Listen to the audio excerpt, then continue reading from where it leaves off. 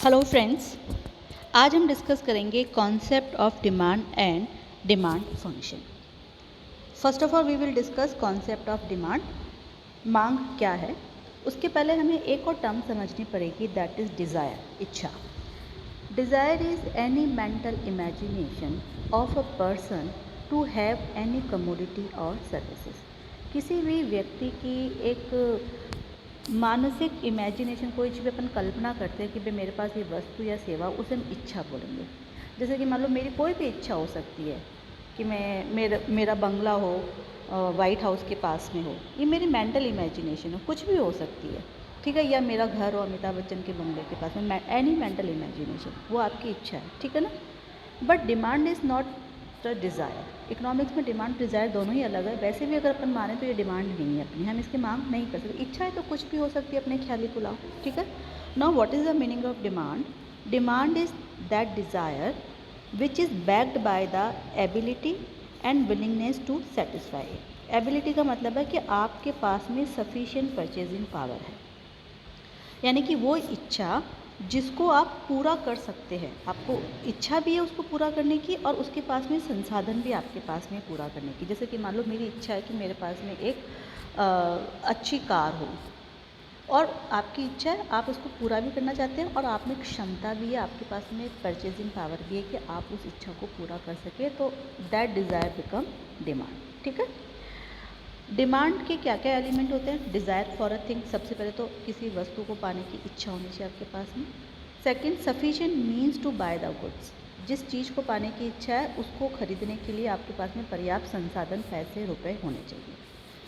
Third is willingness to spend, आपके पास इच्छा है, आपके पास रुपए हैं, लेकिन आपको उन रुपयों को खर्च करने की इच्छा नहीं है, तो वो डिमांड नहीं हो सकती है। तो इसका मतलब आपके पास इच्छा भी है, खरीदने के लिए साधन भी है, और आप खरीदने को तैयार भी है, विलिंगनेस टू स्पेंड, खर्च करने के लिए भी तैयार है। गिवन प्राइस, किस प्राइस पे खर्च करने के लिए तैयार है, प्राइस भी होनी चाहिए, एंड गिवन टाइम पीरियड, उस टाइम समय में। जैसे कि मान लो आज आप 10 लाख की कार खरीदना चाहते हैं, इच्छा है, और आपके पास 10 लाख रुपए है आज, तो ये डिमांड होगी। लेकिन केवल आप कार खरीदना चाहते हैं तो ये डिमांड नहीं है, क्योंकि प्राइस नहीं है। आप कार खरीदना चाहते हो तो 25 लाख की आती है, 25 लाख आपके पास है ही नहीं, तो प्राइस भी होनी चाहिए, और कब खरीदना चाहते हो उस समय भी होना चाहिए।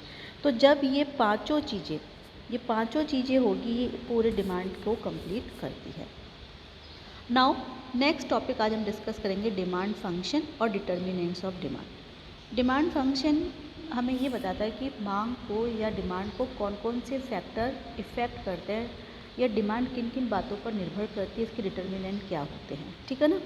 तो demand function shows the relationship between the demand for a commodity and its various determinants. Determinants का मतलब होता है मांग को प्रभावित करने वाले घटक।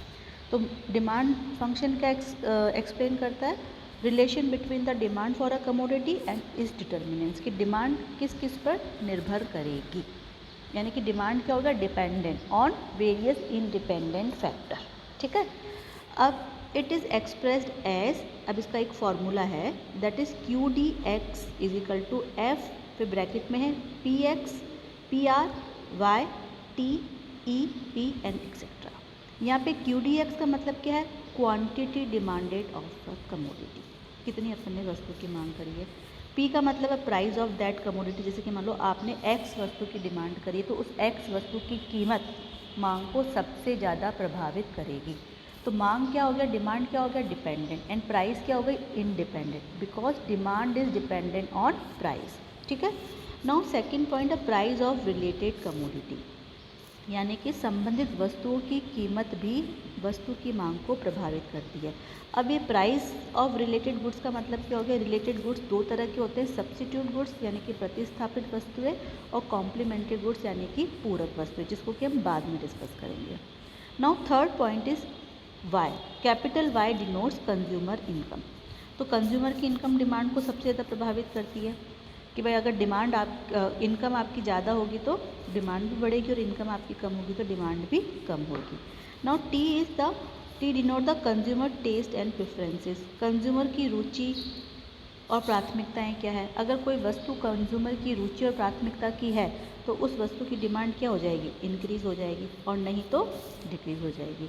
और थर्ड पॉइंट है, लास्ट पॉइंट है पॉपुलेशन। किसी भी कंट्री की पॉपुलेशन डिमांड को बहुत ज़्यादा इफ़ेक्ट करती है, क्योंकि अगर पॉपुलेशन ज़्यादा है तो डिमांड क्या होगी, ज़्यादा, क्योंकि ज़्यादा लोग डिमांड करने वाले हो गए। और अगर पॉपुलेशन कम हो तो डिमांड क्या होगी, कम होगी। अब इसमें हम प्राइस सबसे इम्पॉर्टेंट फैक्टर है जिसको हम डिस्कस करेंगे। प्राइस और डिमांड में क्या रिलेशन होता है। अगर किसी भी कमोडिटी की प्राइस इंक्रीज़ होती है, मूल्य बढ़ता है, तो उसकी डिमांड क्या हो जाएगी, डिमांड उसकी कम हो जाएगी। यानी कि प्राइस में और डिमांड में कैसा रिलेशन है, नेगेटिव, इन्वर्स, उल्टा, विपरीत। अगर प्राइस बढ़ी तो डिमांड कम, और अगर प्राइस कम हो गई किसी की, प्राइस कम हो गई किसी की कमोडिटी की, यानी कि वस्तु क्या हो गई, सस्ती हो गई, तो डिमांड क्या हो जाएगी, बढ़ जाएगी। उल्टा रिलेशन हो गया, प्राइस कम डिमांड ज़्यादा, और अगर प्राइस ज़्यादा हो गई तो डिमांड क्या हो जाएगी, कम हो जाएगी। तो price of a commodity determine the demand of the commodity. Price किसी भी कमोडिटी की प्राइस डिमांड को इफेक्ट करती है।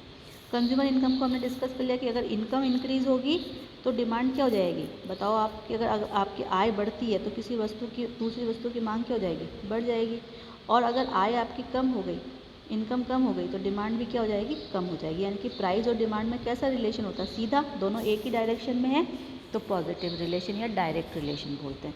विपरीत रिलेशन, उल्टा relation, negative relation, inverse relation price और कमोडिटी डिमांडेड में होता है, और इनकम में और डिमांड में पॉजिटिव, यानी कि एक ही डायरेक्शन में डायरेक्ट रिलेशन होता है। ठीक है, अब हमको डिस्कस करना है प्राइस ऑफ रिलेटेड गुड्स, जिसमें दो तरह के गुड्स मैंने डिस्कस करे थे।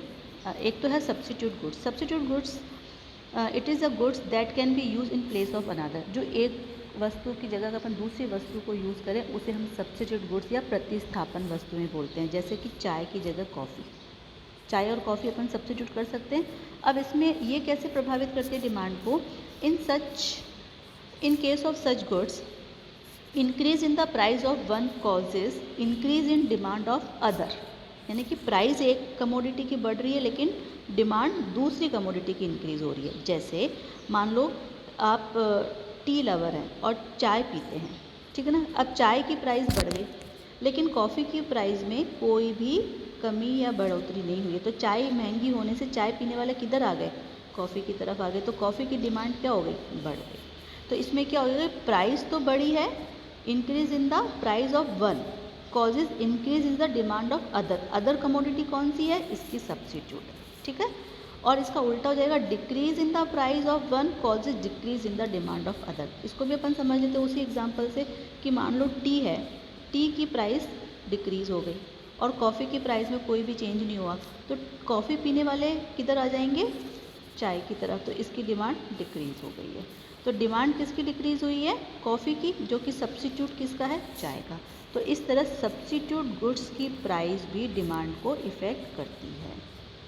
नेक्स्ट गुड है रिलेटेड गुड्स में कॉम्प्लीमेंट्री गुड्स, पूरक वस्तुएं।